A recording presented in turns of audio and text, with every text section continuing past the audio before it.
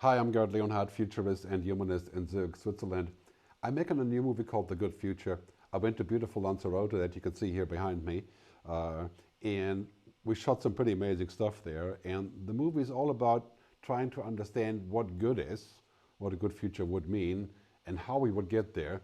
And so I figured I should share a couple of ideas from the movie here in this slideshow. And let's start with this one thing that's quite obvious.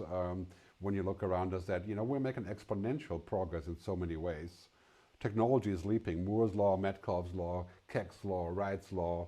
Yeah, it's leaping. It's going 4, 8, 16, 32, and we're at 4. We're at the knee of that curve. We're essentially at the point where science fiction is becoming science fact. Think about, for example, the vaccine. In 12 months, we've got several vaccines. Think about the switch to renewable energy, which is imminent. Think about all that stuff that was essentially unthinkable, like speaking to computers and having music in the cloud. We are leaping. And you ain't seen nothing yet, because now we're leaping in a serious way. To leap from 2 to 4 is pretty far, but 4, 8, 16 and so on, it's fundamental. Right? 30 times from here, I get across the street if I go linearly, out the door across the street. If I go exponentially, right, 30 steps, it's 26 times around the world. And this is what's happening. Our kids will live in a world that is so fundamentally different than anything that we've known. 10 years ago, the world was different, but not that much different. But in 10 years, the world is going to be fundamentally different in a leaping kind of way. 256 from today, that's 300x almost. Think about what that would mean for connectivity, for poverty, for food, for democracy, for all the stuff around us. So, as we're going into that future, clearly we are in a place to where everything around us is getting smart, right? Everything is connected. Everything is getting hyper-driven by the sort of smart conversion of digital transformation, except for us. We're still human. We're still limited to human capacity. Our laws are, 50 years old in many ways. I think E.O. Wilson said that the problem of humanity is that we have Paleolithic emotions, medieval institutions, and godlike technology. That is so true. And if we're going to transform the world with technology, which is happening to the tune of tens of trillions of dollars all around us in the next decade, whether it's agriculture or transportation or money or right, going digital, then we also have to think about what we want from it. And we also have to think about who can have access to it. We have to have diversity and equality pretty much across the board. Like what's happening right now with the vaccine has been an amazing amount of action and solution making and collaboration. But now we're not giving the vaccine to the countries that really need it because they don't pay. And we have to change that, right? This is the thinking of technology makes it possible, but we're still in the old decision-making paradigm. That needs to change. And imagine we're going in the future of digital healthcare, where our DNA, biome, and phenotype and all that stuff goes into the cloud to be able to really take care of us before we get sick, right? True healthcare, not sick care. Imagine that happening and not being safe and secure and human-focused and having real liability and accountability. That is not going to be any good news. Good news is we can do this, right, and totally will solve so many things, like making healthcare cheaper. The bad news is, do we know how to regulate it? Do we know how to trust companies with our information? Do we have a framework? And this is so crucial. The good future means that we have that framework of guiding technology to human purpose and, of course, planetary purpose as well. People, planet, purpose, and prosperity. I'll talk about it a little bit more later. But now we're living in a reality where technology is kind of framing our lives.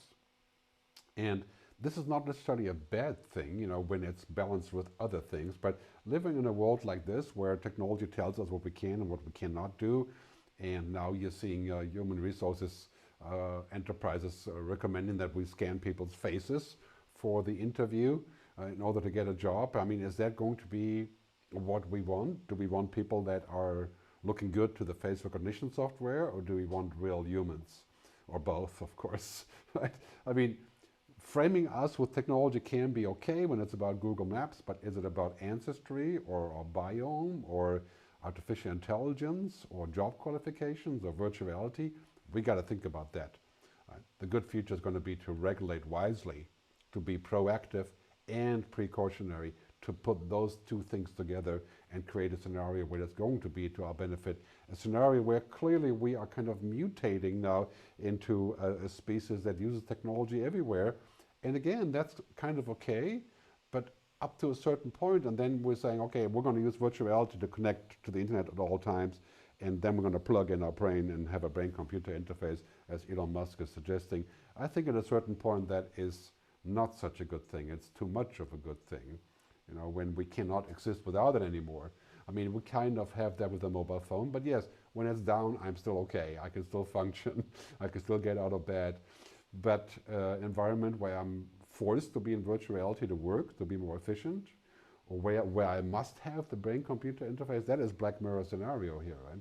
And this is not impossible. So we got to think about the good future as encompassing the benefits of technology, but dialing back on the externalities and taking care of the externalities. You know, this is one of the big issues about governance, that, you know, in many ways, externalities were outside of the business plan, like there were in oil and gas companies. And now we're dealing, the public has to pick up the slack, right? This can't be true for technology. It can't be true for sustainability. It can't be true for energy or healthcare. We have to bring the externalities into the business model, right? Especially when it's about things like that impacts how we decide, like artificial intelligence or intelligent assistance, IA, as I like to call it, beaming down advice to us. On the trivial level, that's okay, but imagine on the level of 0.1 and on the exponential scale, that's still laughable, and if it doesn't work, it's no big deal. But on the level of 4, 8, 16, 32, it's leaping, right? And could it run our lives inadvertently and we don't pay attention? Yeah, it could. Right? And we become sort of the play ball, like, you know, we've become the toy of Zuckerberg, you know, that he milks the data from. And in many ways, you could say we can fix that. Yes, we can, but we have to understand what we want. So the good future is not going to be to give into technology just because it exists, or just because it makes lots of money, or just because you know, other people are doing it, or just because, you know, we can't stop it. We got to think about what we want. Right? The real question about the future is not what we can have, but what we want. Right? And for example, this idea of wanting technology to help us and to advise us, that's a good idea. But when we get into the filter and we become manipulative and we don't understand what else is going on, and we don't pay attention to each other anymore, we have more relationships with the screen than we have with real people, you know, that is dominance. And this needs to be looked at when we're thinking about the good future, because it's about the balance. It's not about throwing out the baby with the bathwater. It's about finding a way to combine those two things, as the future certainly will have that temptation for us that technology is so fundamentally different, right? And giving us a way of tuning out of what we need as humans. You know, technology, in many ways, you could say it's not what we seek, but it's how we seek. It is something that we use as a tool, right? It's something that we use as a way of going forward to express ourselves, but not to take over. You know, Arianna Huffington once said in the Huffington Post that technology is very good at giving us what we want, but not at giving us what we need.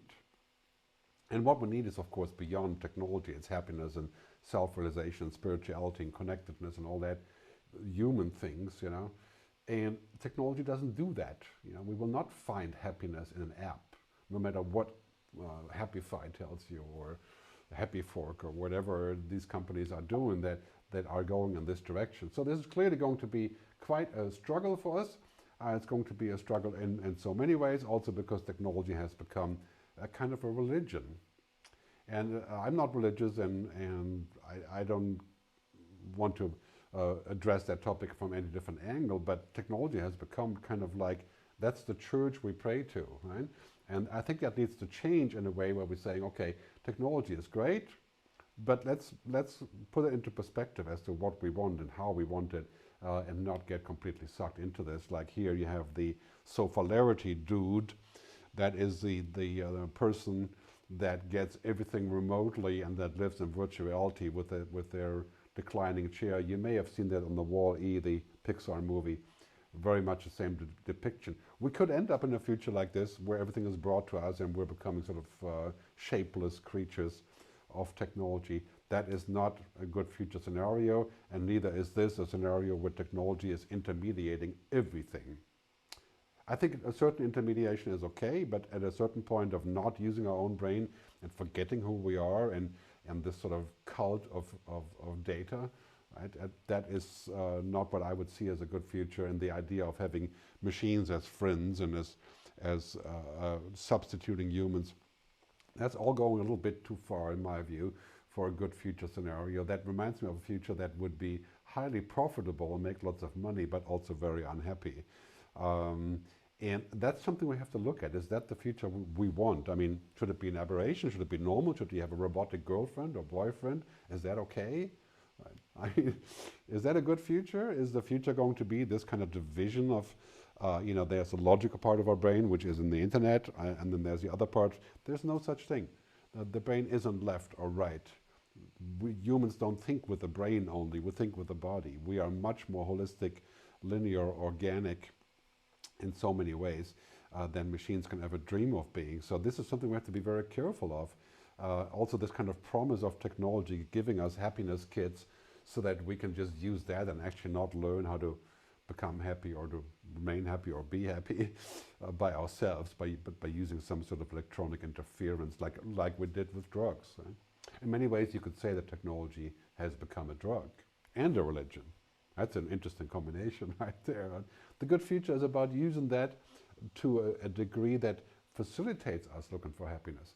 The good future is about finding a basic coverage that makes us, that enables us to pursue happiness. So the good future would be not being broke, not dying, not having family issues, not having civil rights issues. The basic coverage of this would allow us to then go out and pursue this in our own way, not in a technology kind of way. So technology takes over as the end purpose. Like, we've seen in many films like Minority Report and others where the concept of downloading superhumanity. So I download to be a helicopter pilot or to be a guitar player. No, that's not the way it works for humans, right? We don't download information. Right? We contemplate, we learn.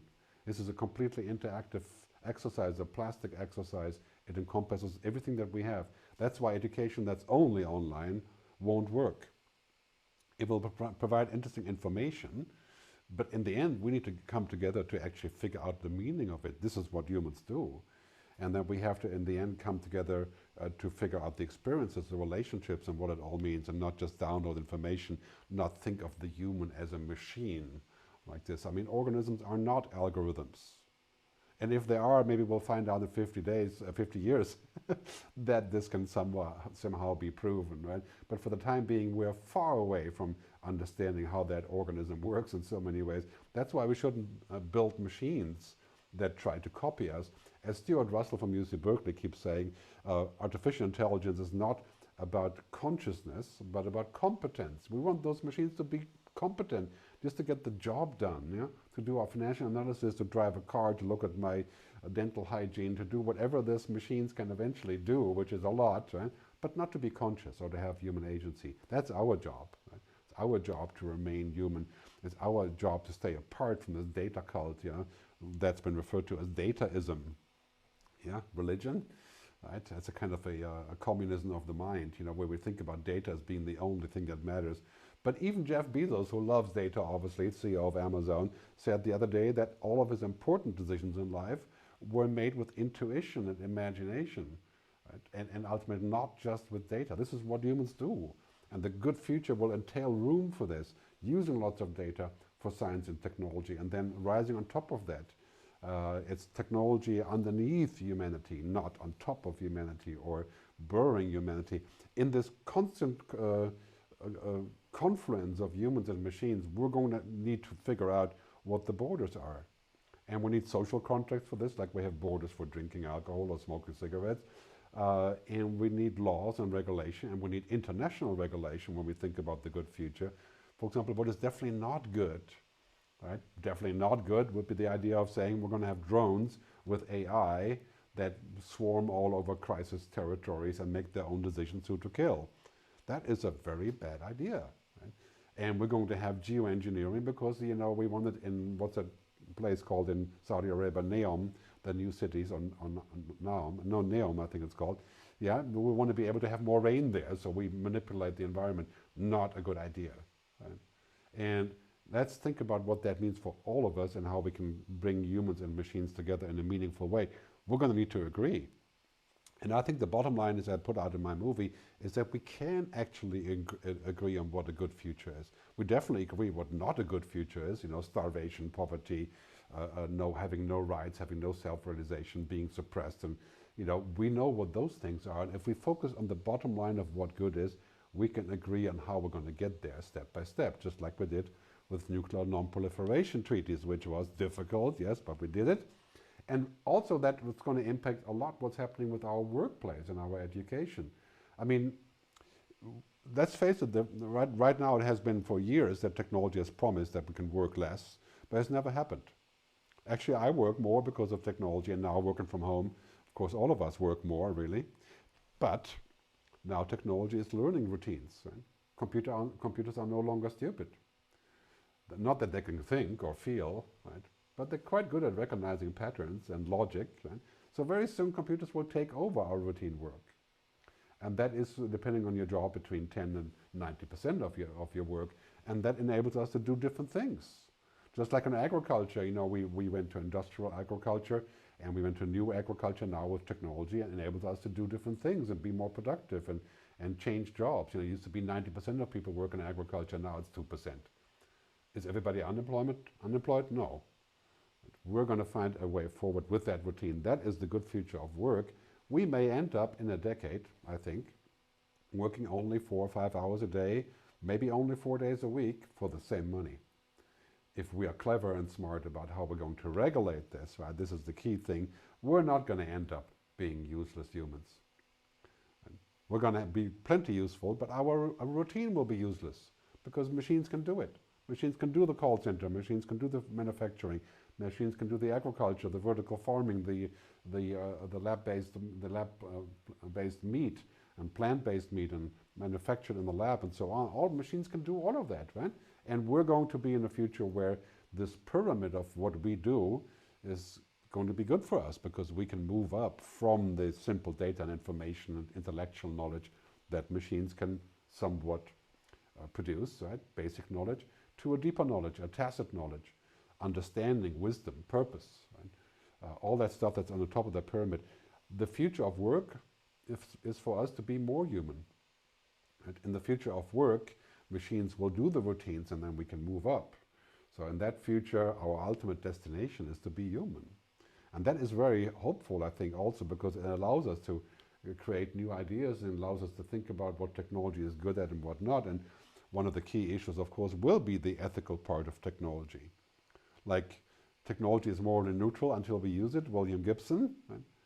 Tim Cook, who says technology can do great things, but it does not want to do great things. It doesn't want anything. If we want technology to do great things, it's our job. It's our job of our politicians, our governments, of the commission, and of course of us personally, to make sure that it remains good. And are we currently doing that? Well, not really. Well, we have let technology ride roughshod over so many issues. On the other hand, technology has brought, of course, the key to sustainability and to the decarbonization of the world. And that's going to be hundreds of millions of new jobs right there. So this is a blessing. In the end, the real thing is that technology is going to be there, and we have all the tools we need, but will we have the telos, the Greek word, the wisdom? That's what we need. And we need to work both on the tech and on the telos, on the wisdom. And that's going to be a fundamental task for government, because in the end, this is a government task, right? And it is, of course, also our personal task to make sure that technology remains positive and not to prescribe to this crazy idea that we're going to become exponential like technology. Moore's law does not apply to us. We're making progress, right? We're linear and we're organic and we're living longer and doing better for the most part. But technology is now at the pivot point, 4, 8, 16, 32, and it's going to explode with intelligence. And you know, in the end, that is kind of like, okay, we have to make that work because nature is cyclical. It goes up, it crashes. We've seen that before. And we have to deal with all of that. And so that we're going to require a lot of wisdom to make sure that this future is going to hold good things for us. Controlling technology, dealing with the environment, right? Setting our priorities away from profit and growth. You know, if you're looking at other charts like this, there is the the capital gains that we have on a global level, the money gains, going up and up and up, and the human gains, human capital are kind of growing a little bit, but the natural capital, the earth, right, is just completely vanishing. And you have to ask the question of how do you intend to do good business when the planet is a shamble, when the planet is falling apart? That's not a good business model. Right? So definitely something you want to think about. And also one of the key issues here is that while many people are afraid of technology, of course, and kind of taken over based on Hollywood tells us, dystopian Netflix, Hollywood, Bollywood, Nollywood scenarios, right? The biggest problem is not the machines will take over and kill us. The biggest problem is that we become too much like them. That we start thinking like machines, that we treat others like machines, that we ignore all the things that make us human, that we are looking to function. And technology will just beat us hands down at function. If you work like a robot, you will lose your job. If you learn like a robot, you'll never have a job to begin with. The robot will take your job. That's something we have to think about. We have to be more human, not less human. We have to move in this direction of creating a more holistic future, the good future, as I call it, with these three future principles, as I like to call them, holistic business models that work for everybody in the ecosystem. So basically looking at people, planet, purpose, coming up with holistic models that benefit everybody, that are available to everybody in the circular economy, which is becoming a default now. In 10 years, all companies will be circular and also regenerative, or they won't exist, and with human benefit. So not the benefit just stock market and gains and financial benefit, but human. That means emotional, spiritual, and otherwise benefit to people and to planet in that combination of the three things. Right? So this is a new paradigm of the future: people, planet, purpose, and prosperity. A new way of looking at the stock market also. We're seeing already the long-term stock exchange in San Francisco. And of course, 20 years ago, Elkington, right? People, planet, profit. Same concept. I'm just enlarging it to include purpose, because I think it's really important to think about purpose. The question of why are we doing this? Not that we can do it. And now the technology is infinitely capable. In 10 years, we can upload our brain to the internet, right? We can do what Elon Musk is suggesting. But should we? That's the question of why and of purpose. And the good future is not going to be, well, we're just going to do it because it's available, it looks like fun, and it makes a lot of money. That's how we got to Facebook and social media. So we don't want to do that again. We have to put the human back inside. This is the most crucial thing, especially, first example, social media. Rehumanizing social media. Putting humans back to the work, getting rid of the algorithms at the crucial intersections, keep humans in the loop, right? Pay for human workers to be human, to remain human, to fix that problem. Well, if that's going to happen with Facebook, time will tell, but in the meantime, I'm off Facebook. I think we're looking at a scenario a lot like in the 15th century, Leonardo da Vinci and the Vitruvian Man. I call this the Neoluvian Man, surrounded by technology, and the Neoluvian woman, of course. Surrounded by technology, now we have to make a path forward. We have to decide on what we want, not just on what we can have. We can have all that cool stuff, but do you really want to become a machine? Is that the good future? Is to become superhuman, to become like God, so to speak? Is that the good future? I think we need to think about this a little bit more, and we need to hit that button, the rehumanizing button, and say, okay, if we want a good future, we must fix our environmental issues, our climate change problem, our decarbonization must proceed. We must think about artificial intelligence and what machines can do and what the future of our job is. We must think about using technology to improve our healthcare and to completely reboot that entire sector of pharma and medical. And we must, in general, go into a direction that balances all the power that we have with the purpose and what we want. Right? The good future is entirely possible, but we must dedicate our time to it. And we must have the collective benefit and the collective reason to get engaged. So I invite you for that discussion of the good future. My film will come out sometime in June, and you can see sort of an inkling of it very soon. We're putting this up, thegoodfuturefilm.com. Thanks very much for tuning in. See you in the good future.